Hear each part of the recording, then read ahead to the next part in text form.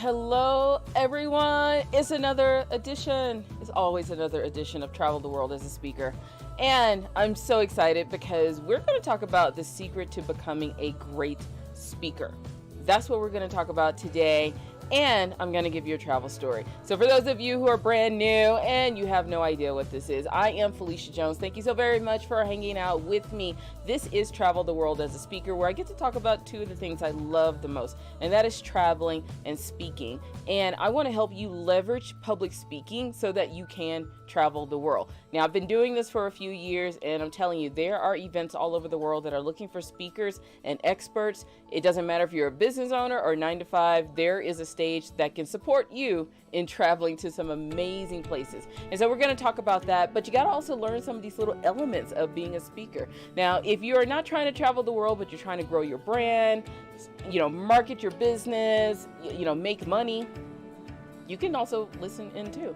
And we're going to still talk about all these amazing things. Now, I am your host, Phylecia Jones. Hey, and I'm the lead researcher and founder of iFind You Clothes, and that is who is presenting this show. And at iFind You Clothes, we actually go out and research speaking opportunities from around the world so that you can get on stage. That's it. That's what we do. All right. So I don't think there needs to be much else, but I do like to start the show off with a travel story because, we always talk about travel, and, I got my little map in the background, and I'm coming to you live here on Instagram and on YouTube.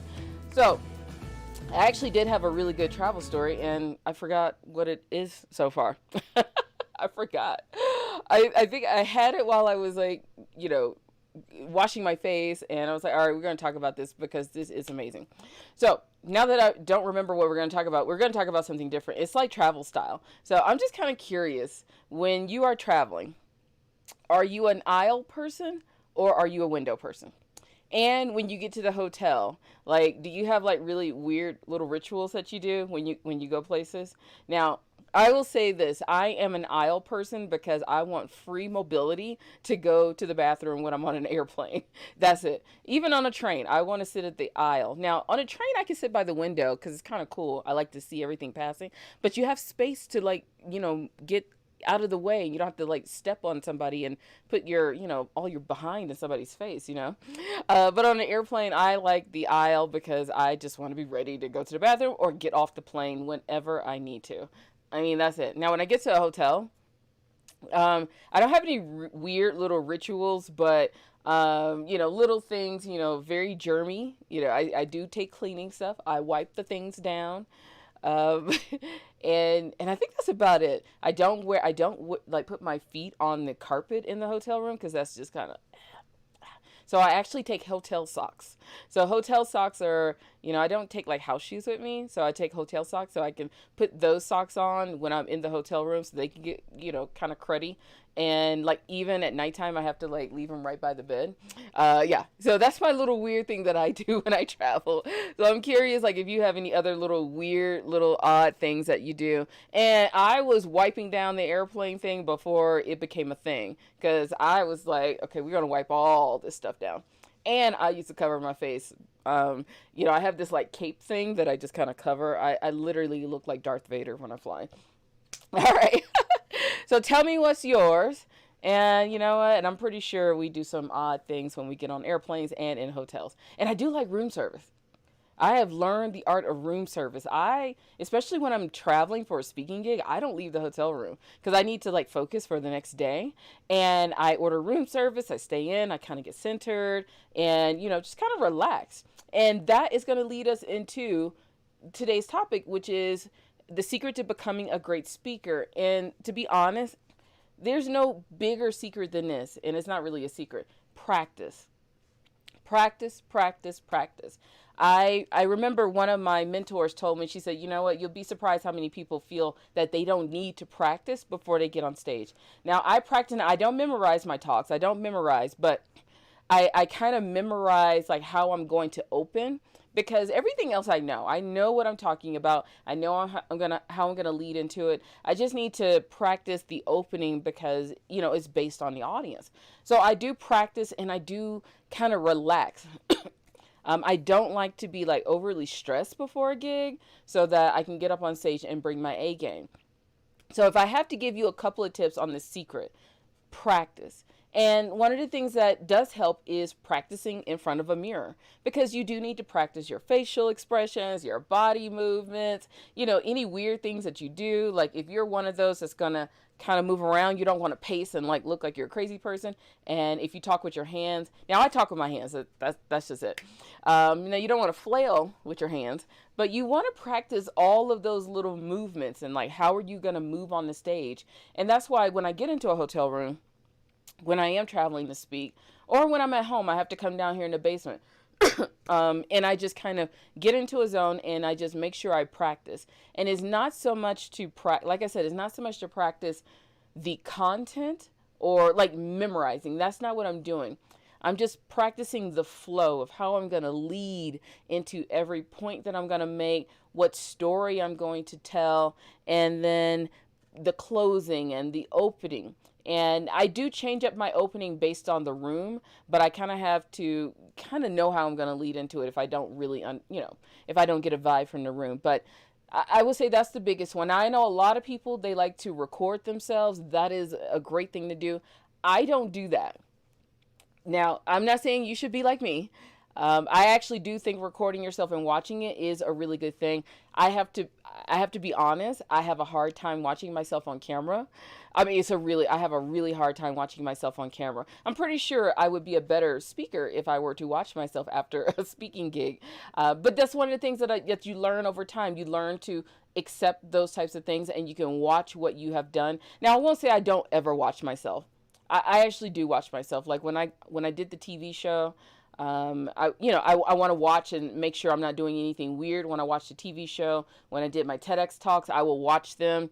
It takes me like a week before I can watch them, but I will watch them just to see some of the things that I did do properly and things I can, improve going forward. Now, the hardest thing I do have about watching myself on camera is like nitpicking at everything that I said. Like, oh my gosh, I clicked my teeth, I moved my hand in a weird. So it takes me a moment to kind of get out of hyper criticizing myself and focusing on the things that'll actually make me a better speaker. So I do watch myself. A lot of the gigs I don't rewatch. But I do say the biggest thing is going to be practicing how you want to engage with the audience. For me, that has been one of the biggest things that I'm continuously practicing so that I can get better. And I've worked with some speaking coaches and things like that so that I can learn how to continuously engage with the audience, because it's not so much that I'm memorizing everything. It's just I want to be able to have people come up to me and say, oh my gosh, I really felt what you were talking about. And I think I've done a pretty good job of that. One of the best compliments I've ever gotten from someone after my first TEDx talk, and this young lady came up to me and she said, how do you do that? Like, where did you go to school? And I didn't understand what she was asking me. But she was asking me, how did I learn how to speak? And I was like, well, I didn't take any formal classes, but you just learn to practice over and over again and to relax. And she said it was really cool because it felt as if I was talking directly to her. Now, to me, that's probably the biggest compliment I ever want to take from the stage, is that I felt like I was talking directly to a person and like nobody else was in the room. And so I really appreciated her comment on that.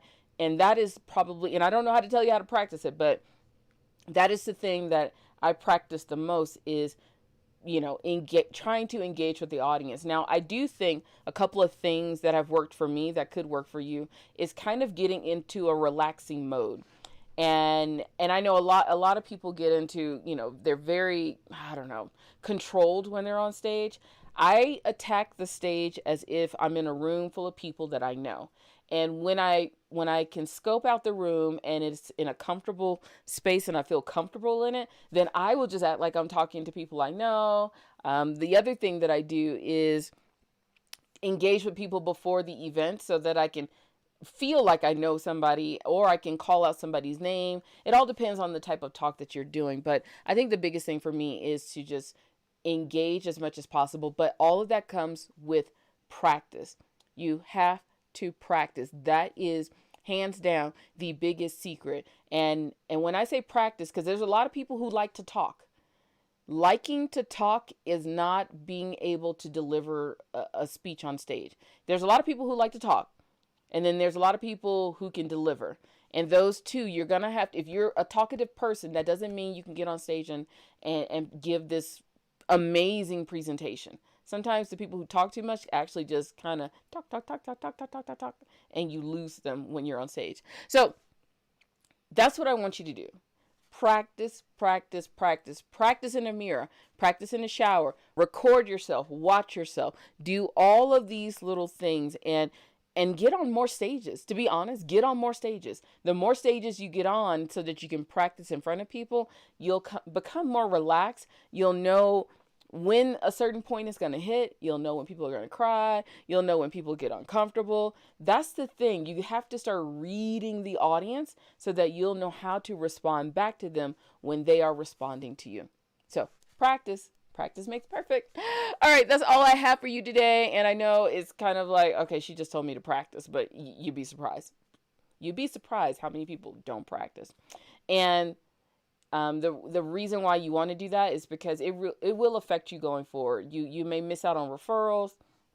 People will record you and say that you're a horrible speaker. You don't want to do that. So that's why you always want to bring your A game and not practice the day before or, an hour before. I mean, seriously, practice. Practice your talk, practice your movements, practice your engagement, all of that. But give yourself time to do it so that you can deliver and bring your A game. All right, that's all I have for you. If you have any questions about anything, go, put them in the comment box here on Instagram, on YouTube. Just drop them in. I will make sure and answer peers. If you are looking for speaking gigs, come check us out at iFindYouClose.com. For those of you on Instagram, it's up here. For those of you on YouTube, it's down there, like. That's what I want you to do. So click on that link, check us out, and you can stop by and get a free assessment. I know, free assessment.